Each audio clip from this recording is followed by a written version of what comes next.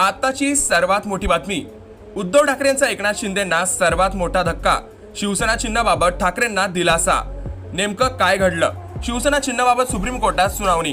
ठाकरेंची विनंती ऐकली, खंडपीठाने सुनावलं 10 मिनिटात. नेमकं काय घडलं? शिवसेना पक्ष आणि निवडणूक चिन्ह या प्रकरणाची सुनावणी आज सुप्रीम कोर्टात पार पडली. मागील 3-4 वर्षापासून ठाकरे गटाची याचिका प्रलंबित आहे. सुप्रीम कोर्टात आज शिवसेना पक्ष निवडणूक चिन्हावर आज सुनावणी झाली. यावेळी सुप्रीम कोर्टाने लवकरात लवकर सुनावणी घ्यावी अशी विनंती केली. त्यानंतर सरन्यायाधीशांनी शिवसेना ठाकरे गटाच्या वकिलांना खडेबोल सुनावले.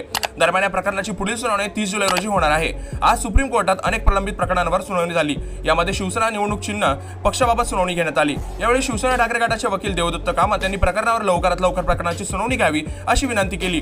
ठाकरे गटाच्या विनंतीनंतर सरन्यायाधीश सूर्यकांत यांनी ॲडव्होकेट कामत यांना खडेबोल सुनावले. या प्रकरणाच्या अनुषंगाने तुमचे नेते कोर्टाबाबत काही भाष्य करत आहे, त्यांचे वक्तव्य शोभनीय नाही. तुम्ही त्या नेत्यांना लवकरात लवकर आवरा असं सरन्यायाधीशांनी खडेबोल सुनावले.